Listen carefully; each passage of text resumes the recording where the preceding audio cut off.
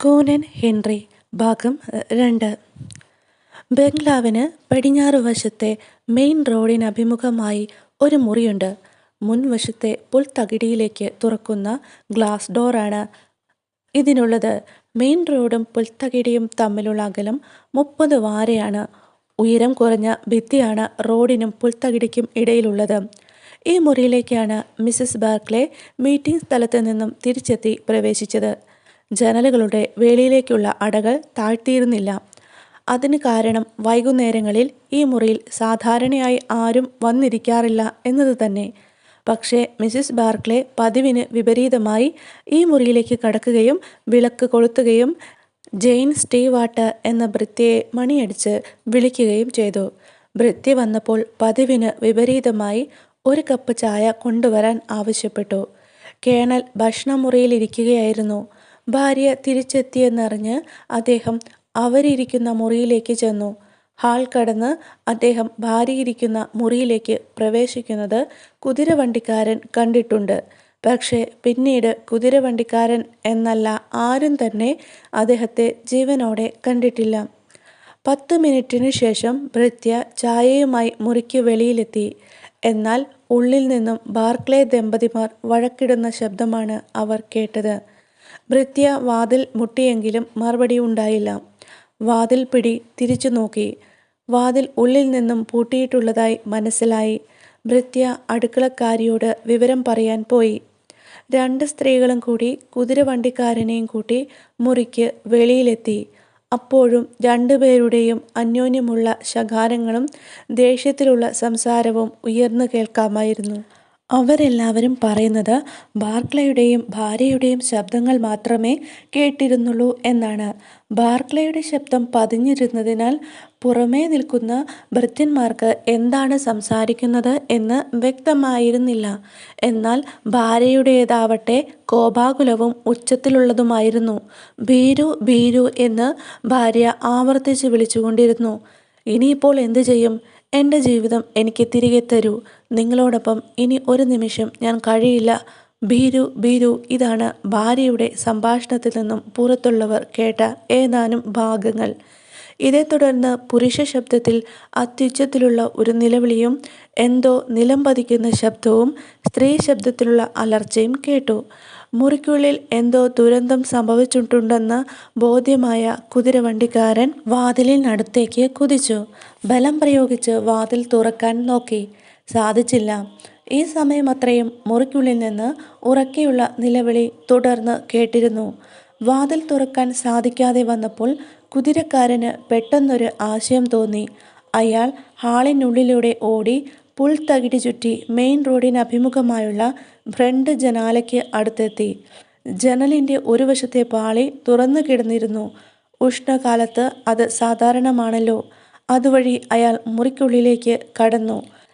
Mises ബാർക്ലേയുടെ നിലവിളി അപ്പോഴേക്കും അവസാനിച്ചിരുന്നു. ബോധശൂന്യയായി ഒരു സോഫയിൽ അവർ കിടന്നിരുന്നു. കാലുകൾ കസേരയിൽ, കൈകൾ കൈക്ക് മുകളിലൂടെ തൂങ്ങിയും തല കസേരയുടെ അടിഭാഗത്ത് നിലത്ത് മുട്ടിയും മരവിച്ച് രക്തത്തിൽ കുളിച്ച് കിടന്നിരുന്നു ബാർക്ലേ. തൻ്റെ യജമാനനെ സഹായിക്കാൻ യാതൊന്നും ചെയ്യാനായില്ലെന്ന ബോധ്യമായ കുതിരവണ്ടിക്കാരൻ വാതിൽ തുറക്കാൻ ശ്രമിച്ചു. പക്ഷേ അസാധാരണവും അപ്രതീക്ഷിതവുമായ ഒരു തടസ്സം നേരിട്ടു. താക്കോൽ വാതിലിൽ ഉണ്ടായിരുന്നില്ല. വാതിൽ ഉള്ളിൽ നിന്നും പൂട്ടിയിരുന്നതായി ഓർക്കണം. മാത്രവുമല്ല, മുറിയിൽ ഒരിടത്തും താക്കോൽ കണ്ടെത്താനും കഴിഞ്ഞില്ല. അതിനാൽ ജനലിനുള്ളിലൂടെ തന്നെ അയാൾ പുറത്ത് കടന്നു.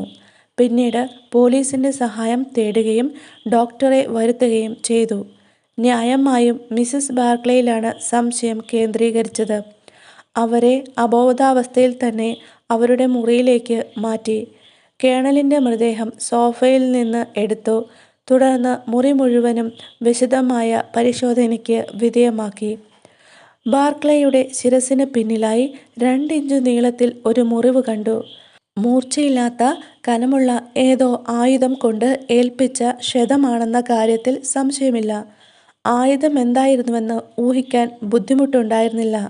മൃതദേഹത്തിന് സമീപം തറയിൽ ഗദയുടെ ആകൃതിയിൽ മരം കൊണ്ട് നിർമ്മിച്ച എല്ലിൻ്റെ കൈപ്പിടിയുള്ള ഒരായുധം കിടന്നിരുന്നു.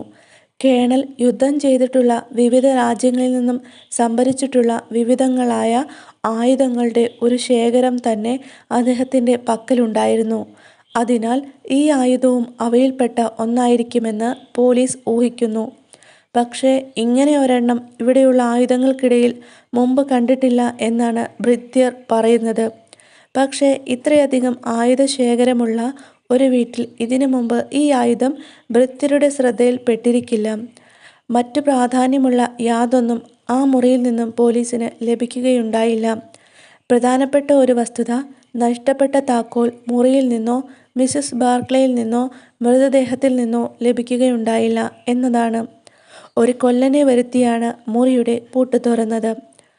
വാട്സൺ, കഴിഞ്ഞ ചൊവ്വാഴ്ച രാവിലെ മേജർ മർഫിയുടെ അഭ്യർത്ഥന പ്രകാരം അന്വേഷണത്തിൽ പോലീസിനെ സഹായിക്കാനായി ഞാൻ അവിടെ എത്തുമ്പോഴേക്കും കാര്യങ്ങളുടെ കിടപ്പ് ഇത്രയുമാണ്. ഈ കേസ് താൽപ്പര്യം ജനിപ്പിക്കുന്ന ഒന്നാണെന്ന് താങ്കൾക്കിപ്പോൾ ബോധ്യമായിരിക്കുമല്ലോ. എനിക്കിപ്പോൾ തോന്നുന്നത് പുറമേ കാണുന്നതിനുപരി ഇത് അസാധാരണമായ ഒരു കേസാണ് എന്നാണ്. നിമിഷങ്ങളോളം ഹോംസ് ചിന്തയിൽ മുഴുകിയിരുന്നു. സംഭവം നടന്ന മുറി പരിശോധിക്കുന്നതിന് മുമ്പായി ഞാൻ ഭൃത്യരെ ചോദ്യം ചെയ്തു. മുമ്പ് ഞാൻ പറഞ്ഞ വസ്തുതകളല്ലാതെ കൂടുതലായി ഒന്നും അവരിൽ നിന്ന് മനസ്സിലാക്കാൻ സാധിച്ചില്ല. എന്നാൽ പുതിയൊരു സംഗതി ജെയിൻ സ്റ്റീവർട്ട് എന്ന ഭൃത്യ ഓർത്തു പറഞ്ഞത് ശ്രദ്ധിക്കപ്പെടേണ്ടതുണ്ട്. ഭാര്യയും ഭർത്താവും തമ്മിൽ വഴക്കാരംഭിച്ചപ്പോൾ ചായയുമായി വാതിലിന് വെളിയിലെത്തിയ ഭൃത്യയ്ക്ക് കാര്യമായൊന്നും കേൾക്കാൻ കഴിഞ്ഞിരുന്നില്ല. കാരണം അവരുടെ സംഭാഷണം അത്ര കണ്ട് താഴ്ന്ന ശബ്ദത്തിലായിരുന്നു. എൻ്റെ ആവർത്തിച്ചുള്ള ചോദ്യങ്ങൾക്ക് മറുപടിയായി ഡേവിഡ് എന്ന വാക്ക് 2 പ്രാവശ്യം മിസ്സിസ് ബാർക്ലേ ഉച്ചരിച്ചതായി ഓർമ്മിക്കുന്നുണ്ടെന്ന് ഭൃത്യ പറഞ്ഞു. ഇത് ശ്രദ്ധേയമാണ് വാട്സൺ. ഒരുപക്ഷെ വഴക്കിൻ്റെ കാരണത്തിലേക്കാകും ഇത് വിരൽ ചൂണ്ടുന്നത്. കേണലിൻ്റെ ക്രിസ്തീയ പേര് ജെയിംസ് എന്നാണ് എന്നും ഓർക്കുക.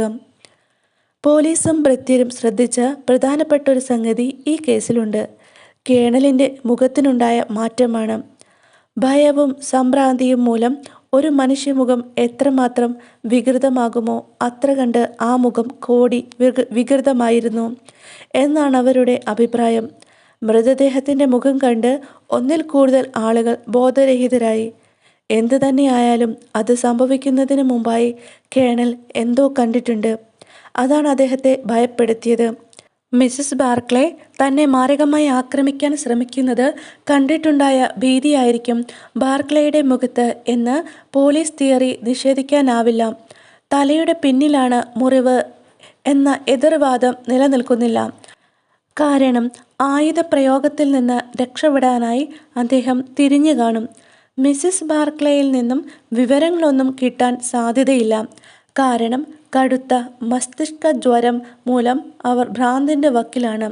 മിസ്സിസ് ബാർക്ലേയോടൊപ്പം പള്ളിയിലെ മീറ്റിങ്ങിന് പോയി മടങ്ങി വന്ന മിസ് മോറിസൺ തൻ്റെ കൂട്ടുകാരി മടങ്ങിയെത്തിയതിന് ശേഷമുള്ള ഭാവമാറ്റത്തിന് ഒരു കാരണവും അറിവില്ലെന്ന് പറഞ്ഞതായി പോലീസിൽ നിന്ന് ഞാൻ മനസ്സിലാക്കി. ഈ വിവരങ്ങൾ ശേഖരിച്ചതിന് ശേഷം മണിക്കൂറുകൾ തന്നെ ഞാൻ ഈ കേസിനെക്കുറിച്ച് ചിന്തിച്ചു. നിർണായകമായ വസ്തുതകളെ ആകസ്മികമായവയിൽ നിന്നും വേർതിരിക്കാനുള്ള ശ്രമമായിരുന്നു ഈ കേസിനെ സംബന്ധിച്ചിടത്തോളം വളരെ പ്രകടവും പ്രാധാന്യമർഹിക്കുന്നതുമായ പോയിന്റ് വാതിലിൻ്റെ താക്കോൽ കാണാനില്ല എന്ന കാര്യമാണ്. വളരെ ശ്രദ്ധാപൂർവമായ തിരച്ചിൽ നടത്തിയിട്ടും ആ മുറിയിൽ നിന്ന് അത് കിട്ടിയില്ല. അതുകൊണ്ട് ആ താക്കോൽ അവിടെ നിന്നും എടുത്തു മാറ്റിയിരിക്കണം എന്ന് വേണം അനുമാനിക്കാൻ. അത് വ്യക്തമാണ്.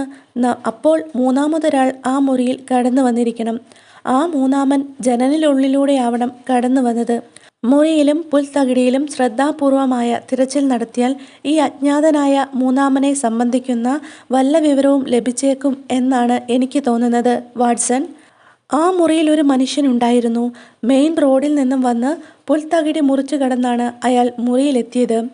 അയാളുടെ കാലടികൾ വീഴ്ത്തിയ വ്യക്തമായ 5 അടയാളങ്ങൾ എനിക്ക് കിട്ടിയിട്ടുണ്ട്. ഒന്ന് റോഡും മതിലും തമ്മിൽ ചേരുന്നിടത്ത് അയാൾ മതിൽ ചാടിക്കടന്നപ്പോഴുണ്ടായതാണ്. 2 എണ്ണം പുൽത്തകിടിയിൽ, മറ്റ് 2 എണ്ണം ജനലിലൂടെ അയാൾ കടന്നപ്പോഴുണ്ടായത്. പുൽത്തകിടിയിലൂടെ അയാൾ ധൃതിയിൽ ഓടുകയായിരിക്കണം. കാരണം അയാളുടെ കാൽവിരലുകൾ പതിഞ്ഞ ഭാഗം ഉപ്പൂറ്റി പതിഞ്ഞ ഭാഗത്തേക്കാൾ ആഴത്തിൽ പതിഞ്ഞിരുന്നു. പക്ഷേ ഈ മനുഷ്യൻ ആരായിരുന്നാലും അയാളല്ല എന്നെ അമ്പരപ്പിക്കുന്നത്. അയാളുടെ കൂട്ടുകാരനാണ്. കൂട്ടുകാരൻ? എനിക്ക് അമ്പരപ്പ് നിയന്ത്രിക്കാൻ കഴിഞ്ഞില്ല. ഹോംസ് ഒന്നും മിണ്ടാതെ പോക്കറ്റിൽ നിന്ന് ഒരു വലിയ ഷീറ്റ് നേർമയേറിയ കടലാസെടുത്ത് എൻ്റെ മുമ്പിൽ വച്ച് നിവർത്തിക്കൊണ്ട് ചോദിച്ചു, ഇതിൽ നിന്ന് എന്ത് മനസ്സിലാക്കുന്നു? ആ പേപ്പറിൽ ഏതോ ചെറിയ മൃഗത്തിൻ്റേതെന്ന് തോന്നിക്കുന്ന കാൽപ്പാടുകളുടെ ചിത്രം പകർത്തിയിരിക്കുന്നു. അതിൽ വ്യക്തമായി പതിഞ്ഞ 5 പാദങ്ങളുണ്ടായിരുന്നു. കാൽപ്പത്തിയുടെ മുന്നിലായി നീണ്ട കൂർത്ത നഖങ്ങളുടെ പാടുകളും കാൽപ്പത്തിയും നഖങ്ങളും കൂടി ചേർന്നതിനാൽ ഒരു സ്പൂണിൻ്റെ തലയുടെ വലിപ്പമേ ഉണ്ടായിരുന്നുള്ളൂ. ഇതൊരു പട്ടിയാണ്, ഞാൻ പറഞ്ഞു. പട്ടി കർട്ടനിൽ അള്ളിപ്പിടിച്ച് കയറിയതായി താങ്കൾ എപ്പോഴെങ്കിലും കേട്ടിട്ടുണ്ടോ? ഈ ജന്തു അങ്ങനെ ചെയ്തതിൻ്റെ വളരെ വ്യക്തമായ അടയാളങ്ങൾ ഞാൻ അവിടെ കണ്ടു. എങ്കിലൊരു കുരങ്ങാവും, ഞാൻ പറഞ്ഞു. പക്ഷേ അതൊരു കുരങ്ങിൻ്റെ പാദത്തിൻ്റെ അടയാളമല്ല. എങ്കിൽ പിന്നെ മറ്റെന്താവും? ഞാൻ തെല്ലമ്പരപ്പോടെ ചോദിച്ചു. പട്ടിയോ പൂച്ചയോ കുരങ്ങോ നമുക്ക് പരിചയമുള്ള മറ്റ് ഏതെങ്കിലും ജന്തുവോ അല്ല. പാദങ്ങളുടെ അളവുകളിൽ നിന്നും അത് എന്തായിരിക്കുമെന്ന് ഊഹിക്കാൻ ഞാൻ ശ്രമിക്കുകയുണ്ടായി. ഇതാ ആ ജന്തു നിശ്ചയമായി നിൽക്കുമ്പോഴുണ്ടായ 4 അടയാളങ്ങൾ. മുൻകാലിൽ നിന്നും പിൻകാലിലേക്കുള്ള അകലം 15 ഇഞ്ചിൽ കുറയില്ല എന്ന് താങ്കൾക്ക് കാണാം. ആ നീളത്തോടൊപ്പം കഴുത്തും തലയും കൂടി കൂട്ടുക. അപ്പോൾ 2 അടിയിൽ കുറയാതുള്ള ഒരു ജന്തുവിൻ്റെ രൂപം താങ്കൾക്ക് കിട്ടും. വാലുണ്ടെങ്കിൽ നീളം ഇതിലും കൂടും. പക്ഷേ ഈ കാണുന്ന മറ്റൊരു അളവ് കൂടി ശ്രദ്ധിക്കൂ. ഈ ജന്തു ചലിച്ചുകൊണ്ടിരിക്കുമ്പോഴുള്ളതാണ്. അങ്ങനെ അത് നടക്കുമ്പോഴുണ്ടാകുന്ന കാലുകളുടെ അകലവും നമ്മുടെ മുന്നിലുണ്ട്. അപ്പോൾ കാലുകൾ തമ്മിലുണ്ടാകുന്ന അകലം 3 ഇഞ്ചാണെന്ന് കാണാവുന്നതാണ്. എന്താണതിൽ നിന്നും മനസ്സിലാക്കുക? ഒരു നീണ്ട ശരീരവും അതിനോട് ചേർക്കപ്പെട്ട കുറിയ കാലുകളും. അതിന് രോമമുണ്ടായിരുന്നെങ്കിൽ അതിൽ ചിലത് അവിടെ പൊഴിച്ചിട്ട് പോകുവാനുള്ള ദയ അതിന് തോന്നിയില്ല. എന്നാൽ അതിൻ്റെ മൊത്തത്തിലുള്ള ഒരാകൃതി ഞാൻ മുമ്പ് സൂചിപ്പിച്ചതാകാനാണ് സാധ്യത. മാത്രമല്ല കർട്ടനിലേക്ക് ഓടിക്കയറാനും കഴിയും. അത് മാംസഭുക്കുമാണ്. മാംസഭുക്കോ? എങ്ങനെ ആ നിഗമനത്തിൽ എത്തിച്ചേർന്നു? ഞാൻ അല്പം വിസ്മയത്തോടെ ചോദിച്ചു. എന്തുകൊണ്ടെന്നാൽ കർട്ടനിലൂടെ മുകളിലേക്കാണ് ഓടിക്കയറിയത്. ഒരു പക്ഷിക്കൂട് ജനലിന് മുകളിലായി തൂങ്ങുന്നുണ്ടായിരുന്നു. ഈ ജന്തുവിൻ്റെ ലക്ഷ്യം ആ കൂടിനുള്ളിലെ പക്ഷിയായിരുന്നു എന്ന് വേണം അനുമാനിക്കാൻ. എങ്കിൽ എന്തായിരിക്കും ആ ജന്തു? ഞാൻ ചോദിച്ചു. അതിനൊരു പേര് നൽകാൻ എനിക്ക് കഴിഞ്ഞാൽ ഈ കേസ് പരിഹരിക്കുന്നതിൽ നാം മിക്കവാറും വിജയിച്ചു എന്ന് പറയാം. എലികളെയും പക്ഷികളെയും പിടിച്ചു തിന്ന് ജീവിക്കുന്ന രോമക്കുപ്പായധാരികളായ ജന്തുക്കളുടെ വർഗത്തിൽപ്പെട്ട എന്തോ ഒന്ന് ആണ് എന്ന് തോന്നുന്നു.